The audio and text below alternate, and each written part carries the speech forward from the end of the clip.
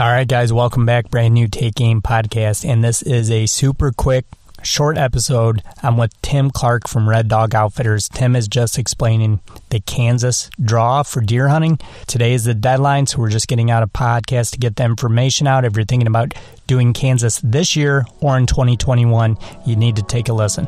But hope you guys enjoy the show. It's a quick one, but a good one.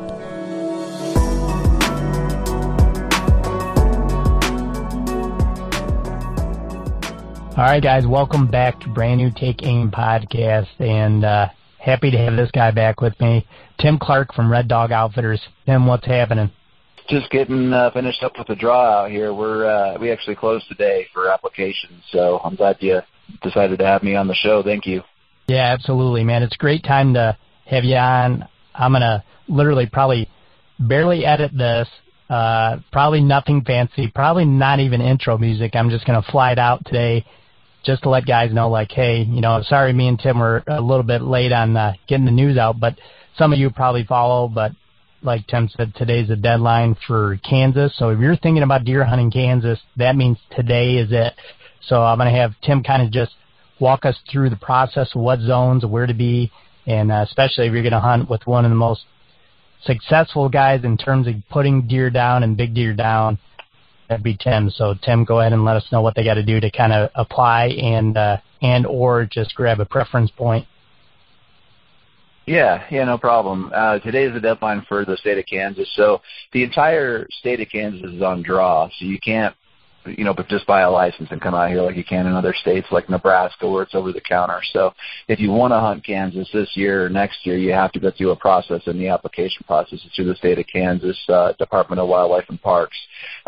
If you're looking to go somewhere this year, if you don't have a place already lined up, it's pretty risky to just put in for a tag and then get it and then hope for gaining access later if you don't have an outfitter or somebody already lined up. So, honestly, if you don't have something picked out already, you're probably looking at next year anyway. The nice part about that is that you can buy a preference point this year, and even in the units where I'm at, we're actually not traditionally, but historically, we're the hardest unit to draw for because we're closest to Denver over here.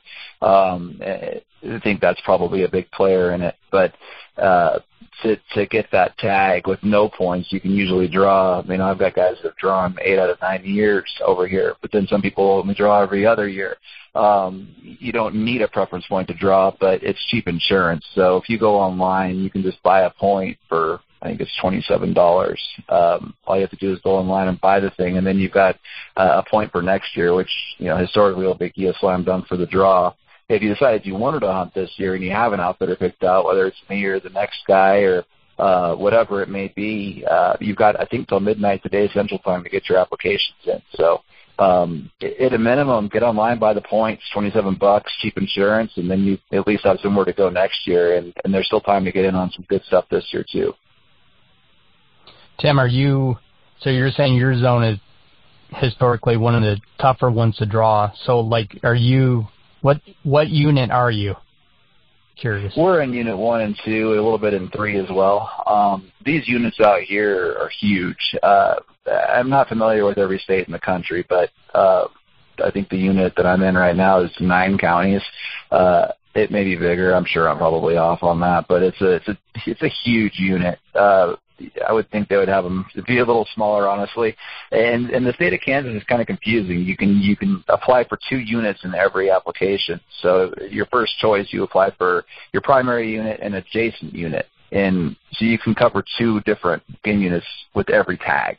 And that's how there's a little bit of leeway in getting your tags out here as well, is because you can apply through the neighboring unit to the south or to the east. Now, we're up against the Colorado border and Nebraska border, so you can only border it off of 2 different directions. But some of the places out in the middle of the state, they draw every year. They even have leftover tags because of the adjacent units. It's really confusing, and it's really hard to summarize. In fact, I won't even try. But the units that we're in primarily is Unit 1 and 2, but you can apply to Unit 17, you can apply to Unit 3, 4. There's multiple ways to apply in getting into these units out here.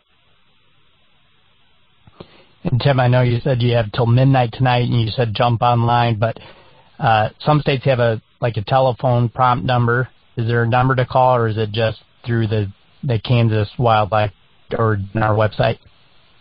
Through the website is where I would go. You probably could call Pratt, the Pratt office. It's PRATT, and ask for licensing if you run into trouble on there. But if you just go online to Kansas Outdoors, ksoutdoors.com, I think it is. I hope it is. My position, I should know what the website is.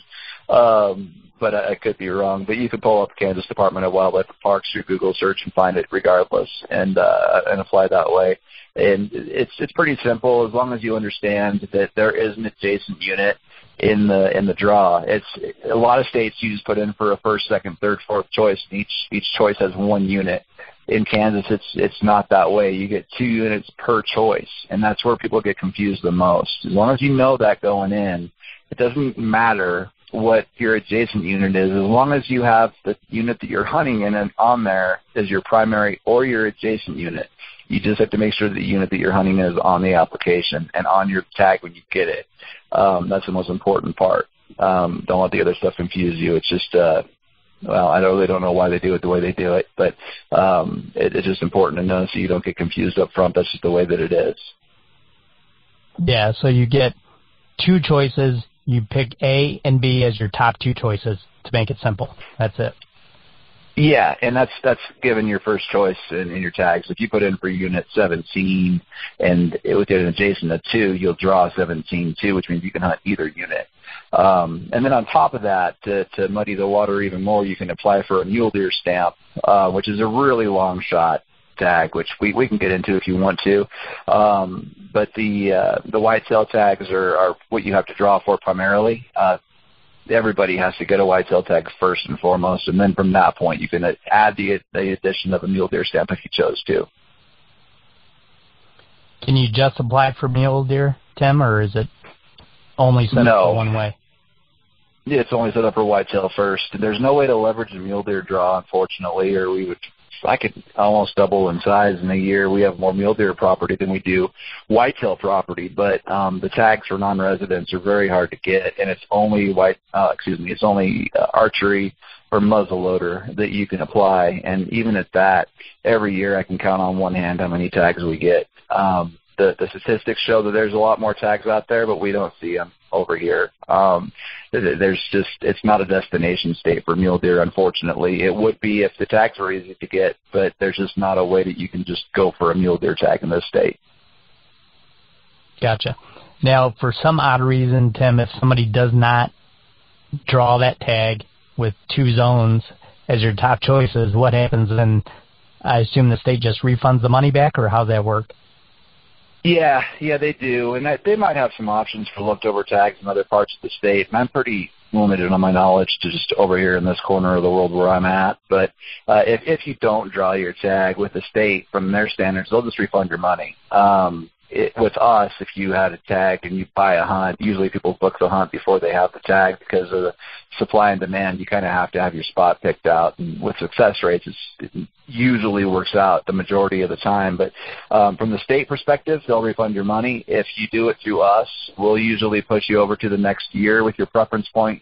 You're historically a slam dunk to draw. I mean, allocations change every year. I'd imagine this year there'll be a dip in applicants because of what we're going through with the virus. I forgot to put in for Colorado for the first time in years, and I put it off, and then it got past me. I just forgot the days, and I'm sure that's happening across the board in every state, So I would imagine this year will probably be an easy year to draw with no points, but even still, probably looking at some people that are going to get bad news if they didn't draw. So if that happens, you're awarded a preference point, and you can then put it towards next year. And again, if you do it through me and you're trying to hunt with Reddog and you don't draw your tag, then we can look at hunting my Nebraska ground, or we can look at doing something next year. But that's really the exception, not the rule. Most of the time people draw. Yeah, absolutely. Sounds simple enough, even though Kansas is a little more on the confusing side of things. But website-wise, Tim, it actually is KS, like in Kansas. It's ksoutdoors.com. It gives you all the proposed season dates for 2020, and right there at the top it says buy your license and permit. So you can just click on the link, go through it, and basically follow through on what Tim said, and hopefully tonight by midnight you get that done and you can be hunting Kansas this year. Yeah, you might as well get in for it. I mean, we've all kind of taken the spring off, obviously. I know some of you guys have been getting out there hunting turkeys, but it just isn't the same. Hopefully this virus goes away and we have something to look forward to here this fall. And the way time's flying right now, it'll be here before you know it. You don't want to be sitting there without a tag this fall when things get back to normal, hopefully, and, watching everybody else shoot big deer. You know how it is. So get out there, at least get a point for next year, if nothing else. Yeah, absolutely. And I'm kind of totally agreeing with Tim on this. I think that this year would be a great odds in getting a tag. I think guys are going to be a little less reluctant to go due to financial reasons or just trying to regain home life after the COVID issue. So this year is going to be a really good year odd-wise to draw. So make sure you guys, like I said, that's why we're putting this episode out today, so you guys have the information. Jump online, get after it, and Tim, man, thanks for giving us the info, and let everybody know where they can find you. Yeah, thanks for having me on. If anybody has any questions or if anybody decides they want to book something last minute, shoot me a call. Search Reddog Outfitters online. You'll find me. My number's 720-232-0173. If you don't mind me dropping that, I'm here to help. Text or phone is fine. And thanks for having me on your show, man. I always appreciate it. Yeah, absolutely. And I'm not trying to jump off super quick, but the point is to get this info out. But as always, man, me and Tim always, get together during, pre and during hunting season, and we'll have a bunch of episodes with Tim coming up, I'm sure, once again. So, Tim, thanks so much, man. Yep, thank you. Take care. All right, and we'll see you guys next week.